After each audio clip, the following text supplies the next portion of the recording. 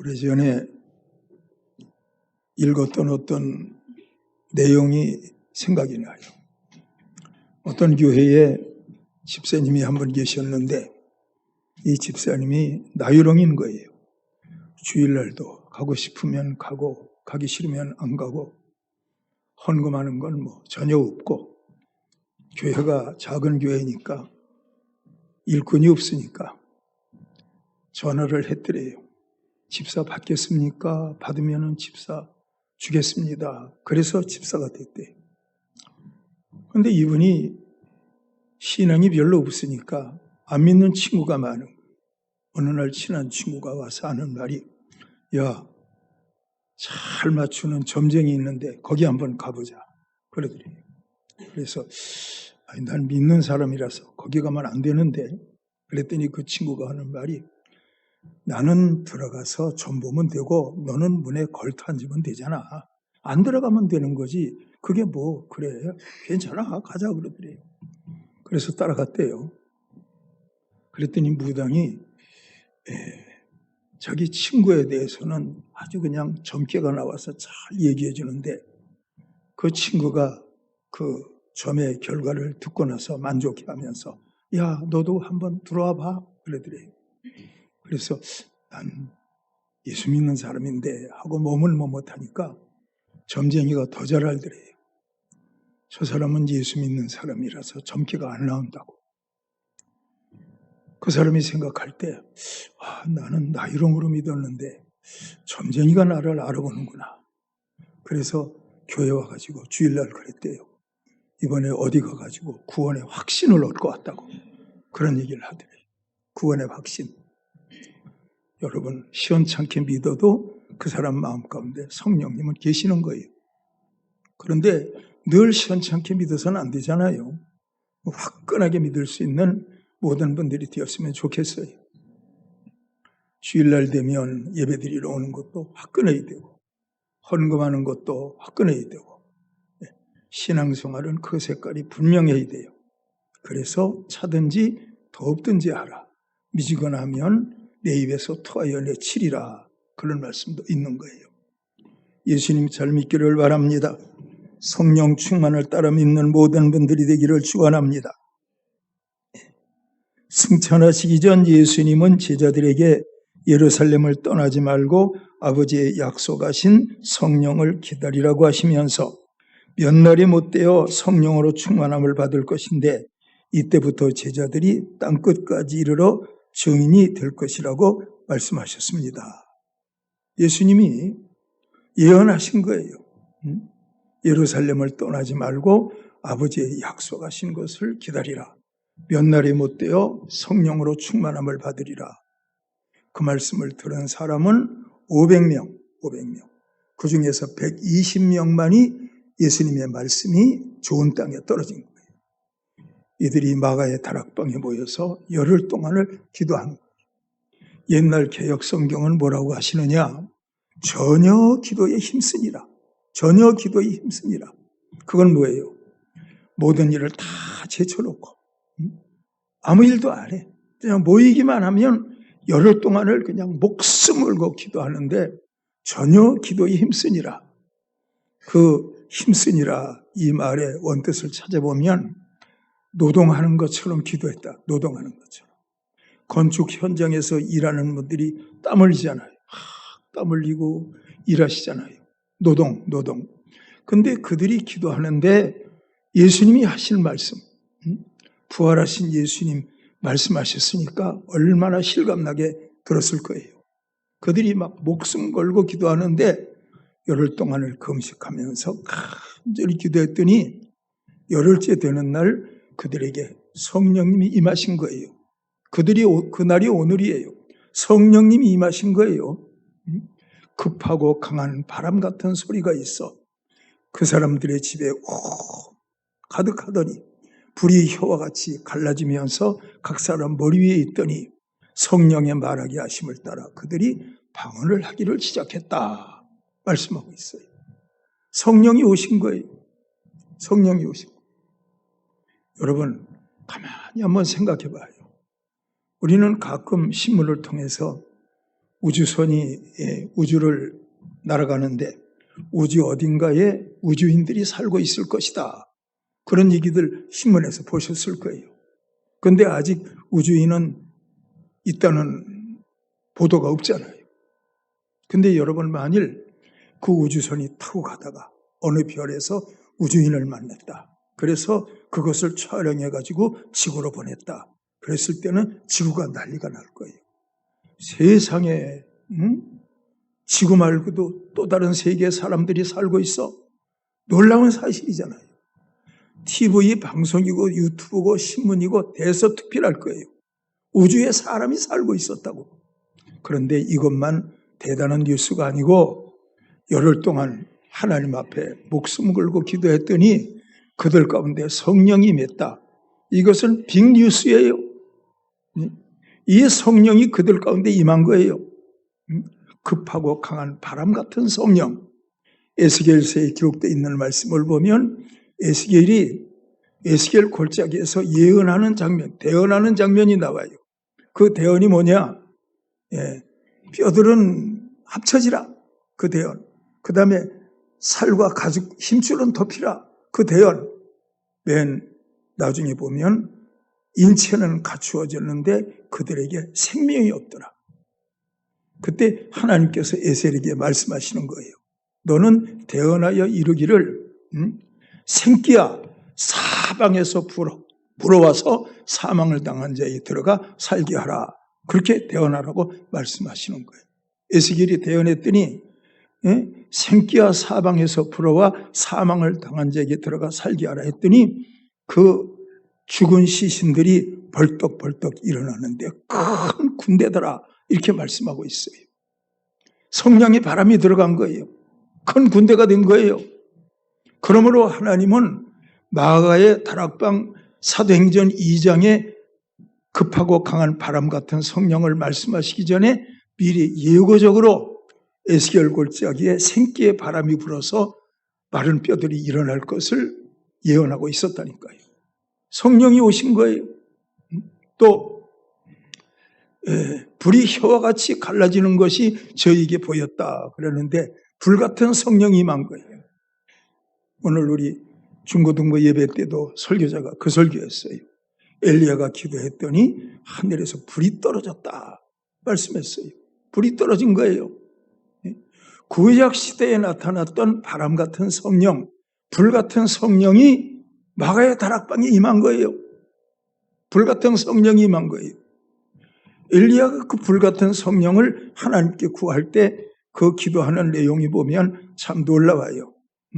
내가 하나님의 종이 되는 것과 하나님께서 이 백성들의 하나님이 되심을 나타내 보이시옵소서.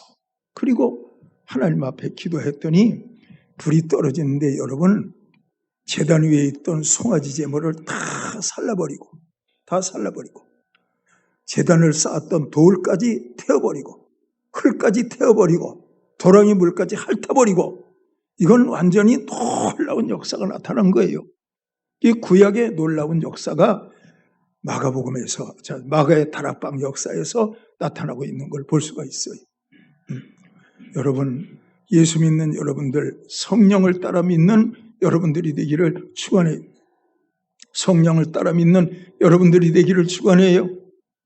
베드로가 이 성령의 임하심에 대해서 뭐라고 말씀하시는가 하면 사도행전 2장 12절에서 2장 32절에서 33절까지의 말씀에서 말씀하시고 있는데, 이 예수를 하나님이 살리신지라 우리가 다 이 일의 증인이로다. 하나님이 오른손으로 예수를 높이심에 그가 약속하신 성령을 아버지께 받아서 너희가 보고 듣는 이것을 부어주셨느니라. 마가의 다락방에 임한 성령에 대해서 베드로가 자세하게 설명하는 거예요. 너희가 십자가에 죽였던 예수 그리스도, 하나님이 그 예수 그리스도를 살리셨다. 그리고 그를 보좌 우편에 앉게 하셨다.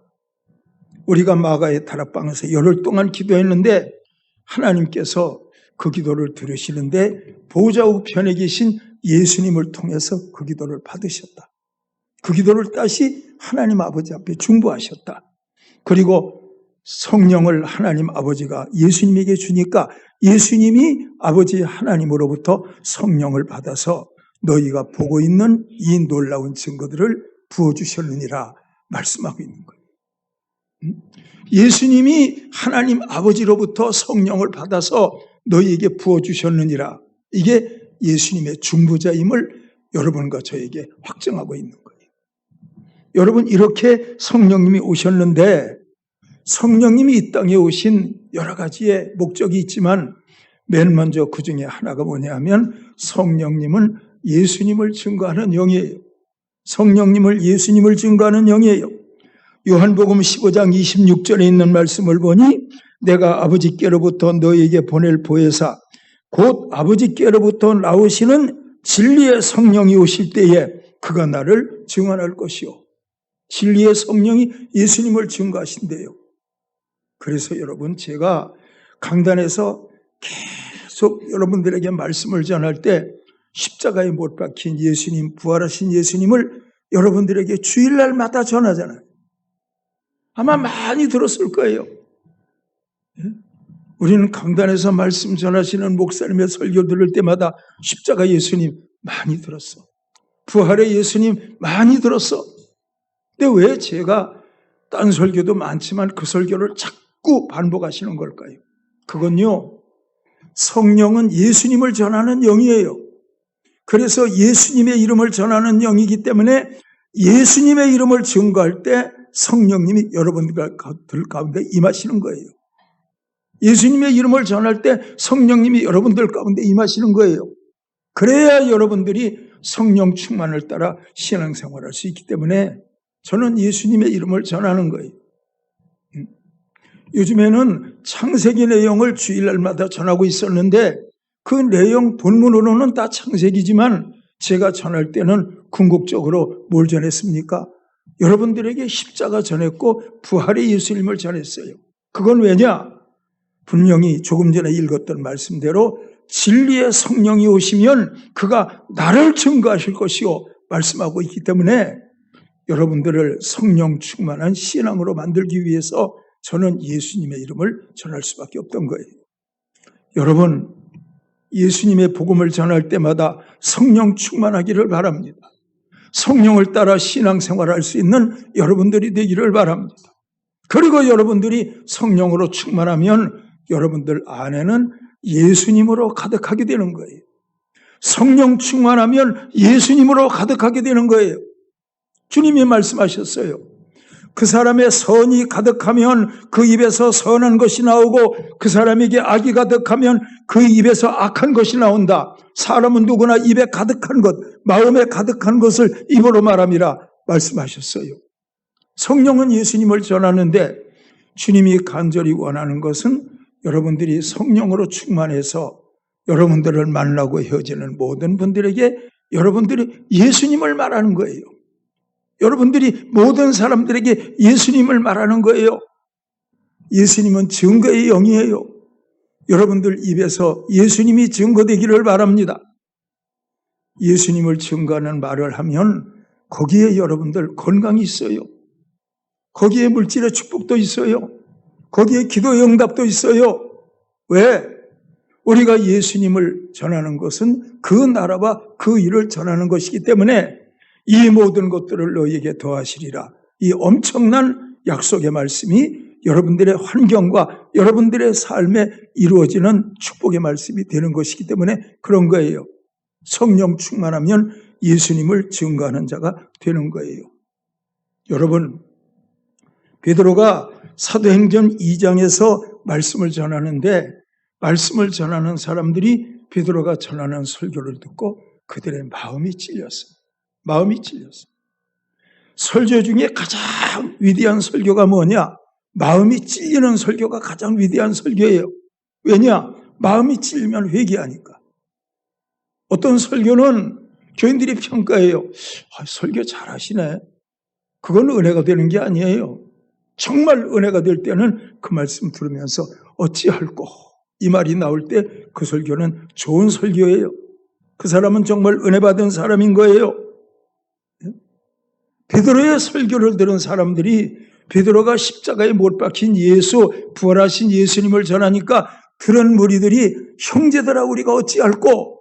그들이 가슴을 치면서 형제들아 우리가 어찌할꼬? 그랬더니 베드로가 그들에게 말하는데 그들이 이 말을 듣고 마음에 찔려 베드로와 다른 사도들에게 물어 이르되 형제들아 우리가 어찌할꼬? 하거늘 베드로가 이르되 너희가 회개하여 각각 예수 그리스도의 이름으로 세례를 받고 죄사함을 받으라. 그리하면 성령의 선물을 받으리니 어찌할꼬 하는 그들에게 베드로가 말하는 거예요. 믿어. 세례를 받으라고, 죄사함을 받으라고. 그러면 죄사함의 선물로 성령이 너희에게 오실 거야. 죄사함의 선물로. 그러므로 여러분과 제가 죄를 사함받았을 때 죄사함의 증거로 성령님이 여러분들 가운데 오시는 거예요. 그리고 죄사함 받은 우리를 뭐라 그래요? 의롭다고 하는 거예요. 의롭다 하는 게 뭔지 아세요? 죄를 한 번도 짓지 아니한 상태로 되돌려 놓아 주시는 것을 의롭다고 하는 거예요. 그래서 우리는 죄사함의 선물로 성령 충만함을 받게 되는 것이고 죄사함의 기쁨을 의로움의 자격으로 영원한 천국에도 들어갈 수 있게 되는 거예요. 죄사함의 선물 잊지 마시기를 바랍니다. 여러분들이 교회에 오셨어요. 기도해요. 하나님, 한 주간 동안 지내오면서 하나님의 뜻대로 살지 못했던 것 다 용서해 주십시오. 생각으로도 죄를 짓고 말로도 죄를 짓고 마음은 온유로되 육신이 연약해서 제가 죄질 때가 많았습니다. 용서해 주십시오. 주일날 교회 와서 기도하는 거예요. 죄를 용서해 주십시오. 그럴 때 성령님이 여러분들 마음 가운데 임재하시면서 여러분들의 마음밭을 정리하는 거예요. 굳은 땅과 같은 마음 하나님이 부드럽게 만드신 성령님의 은혜로 가시떨기 같은 마음, 세상 여러 가지 삶의 문제로 인해서 마음과 생각이 복잡하고 어지러웠는데 교회 와서 죄를 자백하고 하나님께 용서를 구했더니 성령님의 임재가 오시면서 그 마음 가운데 염려, 근심, 걱정 다 사라지고 주님께서 편안한 마음을 주시니까 그 시간 말씀을 듣는데 그 사람이 하나님의 말씀을 얼마나 잘 듣겠어요. 그런 은혜가 예배 때마다 있기를 축원해요. 그런 데마다 예배 때마다 있기를 축원해요. 근데 아실 건 있는데 여러분 이게 있어요. 회개치 않는 죄가 마귀의 통로가 되는 거예요. 회개치 않는 죄가 마귀의 통로가 되는 거예요. 예수님의 제자들이 예수님에게 말해요. 실로암에서 망대가 무너져 많은 사람이 죽었는데 예수님이 아십니까? 그랬더니 예수님께서 뭐라 그래요? 너희도 회개치 아니하면 그러하리라. 그러니까 우리가 회개하고 죄의 문제를 용서 받으면 하나님께서 어떤 예기치 않는 불행 가운데서도 우리를 지켜주신다. 그것을 암시적으로 우리에게 나타내고 있는 거예요. 예. 죄는요, 마귀의 통로라니까. 죄는 마귀의 통로예요. 예. 썩은 것이 있으면 쇠파리가 생긴다. 죄는 썩은 것과 마찬가지. 죄는요, 더러운 거예요. 더러운 게 있으면 쇠파리가 생기는 거예요. 마찬가지로 그 사람의 마음 가운데 회개치 않는 죄가 있을 때 마귀는 그것을 가지고 여러분들 속에 빌미를 잡아서 여러분들 안에 들어와서 그 마귀가 역사하는 거예요. 고린도전서 2장 12절입니다. 우리가 믿지 않았을 때는 세상 영을 받았었는데 지금 믿는 우리는 하나님의 영이 있지 않느냐? 고린도전서 2장 12절. 전에는 우리가 세상 영을 받았었다. 그런데 지금은 하나님의 영을 받지 않았느냐? 바울이 그렇게 말하고 있어요. 안 믿는 사람들은 생각하기를 우리가 뭐 무당인가? 우리 안에 무슨 귀신이 있어? 그런데 귀신이라는 말은 사용하지 않았지만 성경은 믿지 않는 자들의 마음 가운데 세상 영이 있다. 이렇게 세상 영이 있다. 말씀하는 거예요. 이 세상 영이 여러분들을 죄짓게 하는 거예요. 죄짓게 해요. 염려 근심하게 해요. 세상 영이 하는 일이 뭔지 아세요? 도적질하고 죽이고 멸망시키는 일을 하는 거예요. 그런데 우리가 예수님의 이름을 믿고 그리고 죄사함의 선물로 성령이 오면 세상 영은 내게서 떠나가고 세상 영은 내게서 떠나가고 성령님이 내 안에 왕으로 자리를 잡는 거예요. 그게 영적 생활인 거예요. 여러분 안에 성령님의 은혜가 충만하기를 바라요. 세상 영이 아니고 여러분들 안에 성령으로 충만하기를 바라요. 그것이 성령님으로 말미암은 신앙생활이 되는 거예요. 죄사함의 선물, 그 성령으로 충만해서 살아가실 수 있는 여러분들이 되어야 돼요. 오래전에 제가 어떤 신문 본 것이 생각나요. 어떠한 유명한 정치하는 분인데 그분은 꽤 유명하게 알려지신 분이에요. 그 부인은 식당도 하시고 참 대단히 훌륭하다고 신문에 많이 났어요.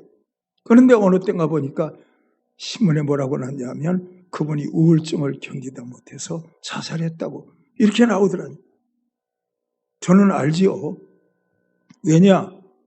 세상은 우울증이지만 성령은 자살하게 하는 영이 들어가는 거예요. 자살하게 하는 영. 세상 모든 게 다 싫은 거예요. 죽으면 다 끝나는 거지 뭐. 죽으면 끝나나? 그건 마귀의 속임수인데 죽는다고 끝나요? 아니지요. 한 번 죽는 것은 사람에게 정하신 것이요 그 후에는 심판이 있으리라. 이게 성경인데 그분은 그렇게 돌아가셨어요. 여러분, 우리는 지금까지 살아오면서 TV 뉴스나 신문을 보면서 어떤 사람이 가난해서 먹을 것이 없어 자살했다. 그런 경우는 별로 못 봐요. 그냥 환경이 다 괜찮아. 경제적으로도 괜찮고 명예도 있고 다 괜찮아. 그런데 그런 분들이 우울증을 견디다 못해서 스스로 목숨을 끊었다. 이런 이야기들을 신문을 통해서나 우리는 볼 수 있잖아요. 그건요, 도적죄라고 죽이고 이렇게 하는 마귀가 그 마음 가운데 들어가서 자살 충동을 일으키기 때문에 그렇게 되는 거예요. 성령 충만하면요, 아무리 가난해도 성령님의 은혜로 꿋꿋이 일어서고 산다니까. 성령 충만하지 못하면 악한 영들이 여러 방향으로 역사해서 그 사람을 얼마든지 무너뜨릴 수 있다니까. 아시겠지요? 여러분, 우리나라의 무당 숫자가 몇 명이나 될 것 같아요? 한번 제가 물어보겠어요. 무당 숫자가 몇 명이나 될 것 같아요? 누가 대답을 할까? 우리 오창호 집사님이 대답 좀 해봐. 우리나라의 무당 숫자가 몇 명 될 것 같아요? 1000명? 잘못 짚었어. 김남현 선생님, 무당 숫자가 얼마나 될 것 같아요? 틀려도 줘. 어차피 다 모르는 사람들이니까. 옳지. 100만 명 맞았어. 여러분, 우리나라 무당 숫자가 100만 명이요. 목사님들 숫자보다 훨씬 많다니까. 무당이 100만 명이요. 제가 지난주에 한번 그거 검색해보고 나온 거예요. 무당이 100만 명이요. 근데 100만 명이 점치는 사람한테서 받아들이는 복채 수입이 얼마냐? 10조야, 10조. 이건 엄청난 거예요. 그러므로 여러분, 우리가 눈으로 볼 때는 좋은 세상 같은데 영적으로 볼 때 세상은 이런 세상을 우리가 살고 있는 거예요. 그러니까 이런 세상의 악한 영들, 잡된 영들과 영적 전쟁에서 우리가 이기기 위해서는 여러분이요, 성령 충만해서 살아가실 수 있는 여러분들이 되어야 돼요. 그런 의미 있기를 축원해요. 성령은 동행의 영입니다. 성령은 동행의 영입니다. 조금 전에는 죄의 사함의 선물의 영이다 말씀드렸고, 이제는 성령은 동행의 영입니다. 요한복음 14장 17절 18절에 있는 말씀을 보면 그는 진리의 영이라 세상은 능히 그를 받지 못하리니 이는 그를 보지도 못하고 알지도 못함이라. 그러나 너희는 그를 아나니 그는 너희와 함께 거하시며 너희 속에 계시겠음이라. 내가 너희를 고아와 같이 버려두지 아니하고 너희에게 오리라 말씀하시면서 성령은요, 여러분과 동행하는 영이에요. 동행하는 영. 아시겠지요? 부부간에도 때가 되면 다 헤어져야 돼요. 둘이 똑같이 죽는 법은 별로 없어요. 똑같이 죽는 경우가 있긴 하지. 우리 할아버지 할머니는 동시에 돌아가셨으니까. 어머님이 그래요. 6.25 전쟁 때 쌀이 없어서 쌀고 하러 다니는데 집에 오니까 집이 폭격 맞아가지고 다 무너졌더래요. 예, 아버지 어머니가 그 폭격난 그것을 다 해치고 보니까 저희 할아버지 할머니가 함께 돌아가셨더래요. 폭격 맞으면서 집이 막 무너져 내리는데 할머니를 할아버지가 지키기 위해서 그 위에 올라가서 이렇게 있다. 이리 엎드린 가운데 할머니는 다친 거 별로 없는데 할아버지만 많이 다쳐가지고 돌아가셨는데, 그러면서 어머니 하시는 말씀이 너희 할머니 할아버지는 그렇게 서로 사랑했단다. 또 그렇게 얘기하시더라니까. 그렇게 돌아가시는 것도 있어. 근데 대개는 한쪽이 먼저 간다니까. 제가 말씀드리고 싶은 건 부부관계도 헤어질 때가 있고, 자녀와 부모관계도 헤어질 때가 있고, 친구관계도 헤어질 때가 있고, 다 헤어질 때가 있어. 그런데 성령은 어때요? 영원한 동행자 성령님이에요. 사람은 누구나 헤어질 때가 있는데 성령은 영원히 여러분과 동행한다니까. 아시겠지요? 여러분들이 사업이 망해서 사람이 다 떠나갔어. 그래도 성령님은 동행하는 영으로 여러분들과 함께 계셔. 여러분들이 몸이 아파서 중환자실에 들어가서 헐떡이고 있어. 죽음의 시간을 기다리고 있어. 그 시간에도 성령은 여러분과 동행하신다니까. 얼마나 감사합니까? 한번 따라해 보십시오. 성령은 동행의 영이다. 그렇죠. 잠잘 때도 성령님은 함께 하시고, 언제 어디서나 성령님은 함께 하시고. 여러분, 그 성령님은 동행하시는 영입니다. 그 성령님의 동행을 느꼈던 다윗이 뭐라 그래요? 내가 하늘에 올라갈지라도 성령님은 거기 계시더라. 음부의 자리를 펼지라도 성령님은 거기에 계시더라. 내가 새벽 날개를 치며 바다 끝에 가서 거할지라도 성령님이 거기에도 계시더라. 이게 다윗의 놀라운 신앙 고백이에요. 또 뭐라 그런지 아세요? 성령님은 내 앞에도 계시고, 성령님은 뒤에도 계시고, 성령님은 좌우에도 계시고, 성령님은 내 머리에서 안수하시고. 이게 시편에 있는 다윗의 고백이라니까. 그러므로 다윗은 늘 성령의 동행을 누리고 살았던 거예요. 여러분, 주의 이름으로 축복합니다. 성령의 동행을 분초마다 누리고 살아갈 수 있는 여러분들이 되기를 축원합니다. 축원합니다. 저는요, 몸에 무슨 이상이 오면 새벽 예배 전에 나와 기도해요. 성령님, 오늘은 머리가 아픕니다. 성령님, 오늘은 허리가 아픕니다. 성령님, 오늘은 생각이 복잡합니다. 기도해요. 성령님께서 깨끗이 낫게 해주시고 말씀 전하는데 지장 없도록 저를 인도하시는 거예요. 성령님이 만지신다니까. 성령님이 예수님의 손으로 성령님이 여러분들을 인도하신다. 성령님은 동행하시는 영이신 거예요. 과연 믿으시기를 축원합니다. 성령님은요, 인침의 영이에요. 인침의 영. 에베소서 1장 13절에 있는 말씀을 보면 그 안에서 너희도 진리의 말씀 곧 너희의 구원의 복음을 듣고 그 안에서 믿어 약속의 성령으로 인치심을 받았으니, 에베소서 4장 30절 하나님의 성령을 근심하게 하지 말라. 그 안에서 너희가 구원의 날까지 인치심을 받았느니라 말씀하고 있어요. 성령이 여러분과 저를 인을 쳤대요. 인을 쳤대요.